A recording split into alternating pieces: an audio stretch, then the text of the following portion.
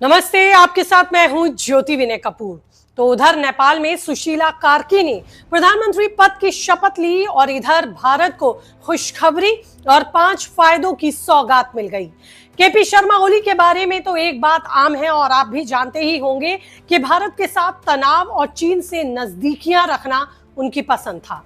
लेकिन powerful Gen Z के दबाव से माहौल ऐसा पलटा कि भारत के भी पक्ष में अब गेम सेट होता दिखाई दे रहा है। या यूं कहूं कि जेन-ज़ी ने भारत का काम पूरी तरह से आसान कर दिया। दरअसल भारत जो चाहता था, जिसकी उम्मीद नेपाल से करता था, अब वो पूरी होती दिख रही है। नेपाल लगातार पिछले 5 सालों से अस्थिर है। सरकार गिर रही है, बन रही है, मगर भ्रष्टाचार के आरोप में अब की बार सरकार न सिर्फ गिराई गई बल्कि एक ऐसी नेता को सत्ता सौंप दी गई जो सत्ता की कुर्सी पर बैठना ही नहीं चाहती थी। जी हां, सुशीला कार्की ने साफ तौर पर इनकार कर दिया था कि मुझे प्रधानमंत्री नहीं बनना। लेकिन जब जेन-ज़ी ने उनको मनाया, सोशल मीडिया पर उनके नाम पर जब सबसे ज्यादा वोट पड़े, तो फिर कार्की को तैयार होना पड़ा, मानना पड़ा। लेकिन वो तैयार भी हुई तो सिर्फ 6 महीने के लिए। 6 महीने के लिए ही नेपाल की कार्की प्रधानमंत्री बनी है और नेपाल के कानून के मुताबिक आर्टिकल 61 के तहत कार्की को नेपाल की अंतरिम सरकार की बागडोर सौंपी गई है। मगर 6 महीने में वो क्या करने वाली हैं? आने वाले 6 महीने भारत के लिए कितने ज्यादा महत्वपूर्ण हैं? जेन-ज़ी ऐसा क्या कर रहे हैं जिससे भारत को राजनीतिक अवसर मिलेगा? पूरी रिपोर्ट आपको बताऊंगी, तो अंत तक बने रहिएगा मेरे साथ। और ये रिपोर्ट आपको अच्छी लगे तो चैनल को सब्सक्राइब करना आप भूलेंगे। तो सबसे पहले बात करती हूँ नेपाल में सुशीला कार्की का आना भारत के लिए क्यों बड़ा राजनीतिक मौका और अवसर है। नेपाल और भारत का रिश्ता सिर्फ पड़ोसी देशों का नहीं बल्कि सांस्कृतिक और आर्थिक बंधन का भी ये एक केंद्र है या एक सेतु है। नेपाल की अस्थिरता भारत को सीधे प्रभावित करती है और कार्की का 6 महीने का ये मिशन दोनों देशों के लिए गेम चेंजर साबित हो सकता है। दोस्तों, नेपाल की सियासत पिछले 5 सालों से डगमगा रही थी। सरकारें बनती थी, गिरती थी और भ्रष्टाचार का बोलबाला था। केपी शर्मा ओली का दौर भारत के लिए खासा चुनौतीपूर्ण रहा। ओली की नीतियां नेपाल को चीन के करीब ले जा रही थी। लिपू लेक और काला पानी जैसे सीमा विवादों को उन्होंने चीन के सामने उठाया, जिससे भारत को आपत्ति हुई और भारत के साथ उनका तनाव बढ़ा। भारत और नेपाल की 1800 किलोमीटर की खुली सीमा उत्तराखंड, उत्तर प्रदेश, बिहार, पश्चिम बंगाल और सिक्किम से जुड़ती है। दोनों देशों की संस्कृति, खान पान और रहन सहन इतने मिलते जुलते हैं कि काठमांडू में कोई हलचल दिल्ली में बिना महसूस हुए नहीं रहती। लेकिन विदेशी मामलों के जानकार कहते हैं कि ओली का समय व्यापार और सहयोग में रुकावटें आई, तनाव बढ़ा। नतीजा रहा कि नेपाल को कुछ नुकसान भी उठाना पड़ा। भारत जो नेपाल को हमेशा अपना छोटा भाई और नेपाल जो अपने भारत को बड़ा भाई मानता था, सरकार की नीतियों की वजह से नुकसान बढ़ा, टकराव बढ़ा। नेपाल के लोग भारत को अपना मानते हैं। नेपाल से लाखों लोग भारत में रोजगार के लिए आते हैं। भारत से उनका दिली लगाव और दिली रिश्ता है। लेकिन नेपाल में राजनीतिक भ्रष्टाचार के खिलाफ गुस्सा एक ऐसे आंदोलन में तब्दील हुआ और फिर आक्रोश ऐसा भड़का कि सत्ता के सिंहासन पर बैठे ओली को हिला दिया। आपको बता दूं कि बेरोजगारी बढ़ी, खासकर युवाओं में जो 20.8% तक पहुंच गई। इस अस्थिरता ने नेपाल को अंदर से खोखला कर दिया। सरकारें बदलती रहीं, लेकिन भ्रष्टाचार नहीं रुका। सोशल मीडिया पर बैन ने जेन-ज़ी के आंदोलन और गुस्से को हवा दी। नेपाल की मीडिया में कहा गया कि यह बैन भ्रष्टाचार के खिलाफ जनता की आवाज दबाने की कोशिश था। इसके बाद जेन-ज़ी ने मोर्चा संभाला और पुरानी सत्ता को उखाड़ फेंका। इसके बाद चुनौती थी कि आखिरकार प्रधानमंत्री कौन बनेगा। फिर नाम सामने आया सुशीला कार्की का। पहले तो वो प्रधानमंत्री बनने के लिए तैयार नहीं थी, मगर सोशल मीडिया पर लोगों का समर्थन इतना जबरदस्त मिला कि बाद में उन्हें हामी भरनी पड़ी। नेपाल के लोगों ने चैन की सांस ली क्योंकि नेपाल को अंतरिम सरकार मिल गई थी 6 महीने के लिए। अब वो 6 महीने तक प्रधानमंत्री रहेंगी, जिसके बाद दोबारा मार्च में नेपाल में चुनाव होने की उम्मीद है। सुशीला कार्की ने नेपाल की पहली महिला प्रधानमंत्री के रूप में शपथ ली। मगर सवाल यही है कि आखिरकार कार्की ही क्यों? 73 साल की कार्की जो नेपाल की पहली महिला चीफ जस्टिस रह चुकी हैं, भ्रष्टाचार के खिलाफ उनकी सख्त और जीरो टॉलरेंस की छवि है।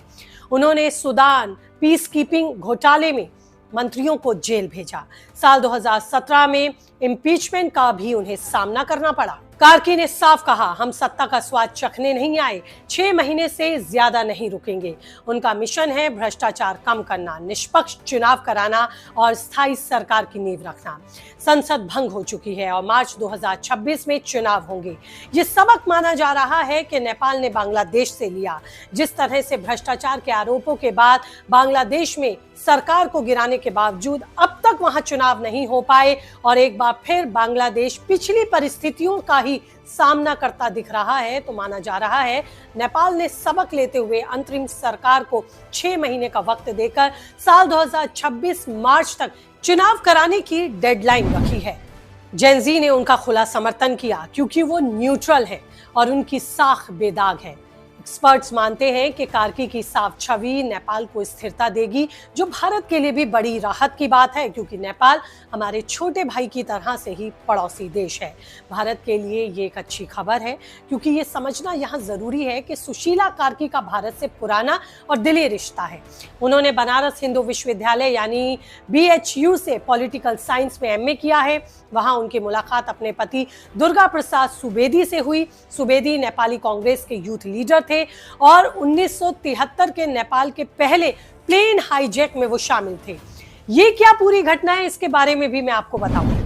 दरअसल 10 जून 1973 को रॉयल नेपाल एयरलाइंस का ट्विन ऑटल प्लेन जो विराटनगर से काठमांडू जा रहा था हाईजैक हुआ।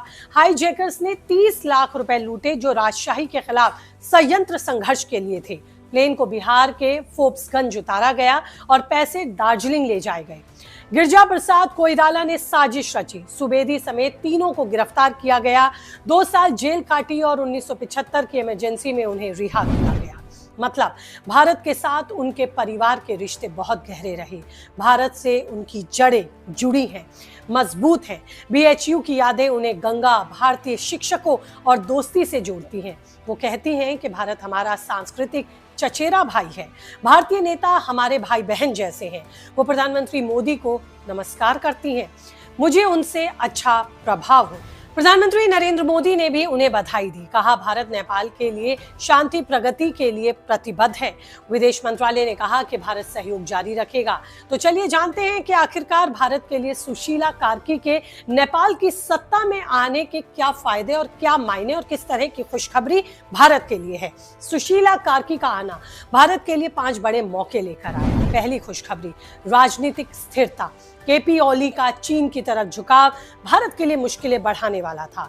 लिपू लेक और काला पानी विवाद को वो चीन के सामने उठाते थे। कार्की का रुख बैलेंस्ड है। एक्सपर्ट्स मानते हैं कि उनका भारत पसंद रुख सीमा विवादों को बातचीत से सुलझाने में मदद करेगा।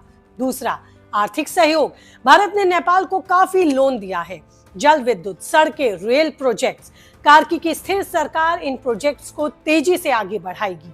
तीसरा, सुरक्षा। नेपाल की अस्थिरता से शरणार्थी, तस्करी और क्षेत्रीय अशांति का खतरा बॉर्डर एरिया में अक्सर बढ़ता है। कार्की भ्रष्टाचार कम करके सीमा पर शांति भी बनाएंगी। चौथा, सांस्कृतिक बंधन। कार्की BHU की पूर्व छात्रा हैं जो संयुक्त पर्यटन, शिक्षा और सांस्कृतिक आदान प्रदान को बढ़ावा देगा। पांचवी, क्षेत्रीय संतुलन। चीन का BRI से नेपाल में घुसने की कोशिश कर रहा था। कार्की की तटस्थता भारत के नेबरहुड फर्स्ट की नीति को मजबूत करेगी। असल में नेपाल और भारत का रिश्ता सिर्फ सीमाओं का नहीं, दिलों का भी है। 1800 किलोमीटर की खुली सीमा उत्तराखंड, उत्तर प्रदेश, बिहार, पश्चिम बंगाल और सिक्किम से जुड़ती है। नेपाल की अस्थिरता भारत को सीधे प्रभावित करती है। ओली के दौर में व्यापार में रुकावटें आईं। नेपाल भारत का अच्छा खासा व्यापारिक साझेदार है, मगर जानकार मानते हैं कि बेरोजगारी और भ्रष्टाचार ने नेपाल की अर्थव्यवस्था को कमजोर किया, जिसका असर भारत के सीमावर्ती इलाकों पर भी पड़ा। इसलिए भारत भी यही चाहता है कि नेपाल में जो कुछ भी हो, चीजें स्थिर रहे। सुशीला कार्की ने भी यही कहा है। उनका लक्ष्य यही है कि सब कुछ सामान्य रहे, बढ़िया चले और अर्थव्यवस्था मजबूत हो, भ्रष्टाचार मुक्त हो। उन्होंने साफ कहा कि 6 महीने के अंदर चुनाव होने चाहिए ताकि जनता अपने पसंद की मजबूत सरकार चुन सके। ये बताता है कि अपने देश को लेकर कार्की कितनी गंभीर हैं। बांग्लादेश से नेपाल सबक ले रहा है और वो चाहता है कि जिस तरह से बांग्लादेश में अभी तक चुनाव नहीं हो पाए, जिस वजह से बांग्लादेश में मौजूदा सरकार को हटाया गया था, ऐसी स्थितियां नेपाल में ना बने, इसीलिए लक्ष्य रखा गया साल 2026 मार्च तक चुनाव हो। लेकिन वहां के लोगों को उम्मीद है कि सुशीला कार्की जो भ्रष्टाचार के खिलाफ सख्त है और जिनकी जीरो टॉलरेंस नीति है, निष्पक्ष जज रही हैं, देश को एक नए मुकाम पर लेकर जाएगी। 6 महीने में काफी कुछ बदल सकता है, क्योंकि नेपाल की अस्थिरता ने उसकी अर्थव्यवस्था को भी चोट पहुंचाई है, कमजोर किया है। लेकिन आपको क्या लगता है, भारत को इस 6 महीने में क्या कुछ हासिल हो सकता है? किस तरह से भारत को और फायदा मिल सकता है? और क्या वाकई ये भारत के लिए एक अवसर है? दीजिए अपनी राय, रहेगा मुझे इंतजार। कमेंट बॉक्स में अपनी राय मुझे भेजिए। फिलहाल इस रिपोर्ट में इतना ही। नए आंकड़ों के साथ आपसे फिर होंगे रूबरू। तब तक रखिए अपना ख्याल।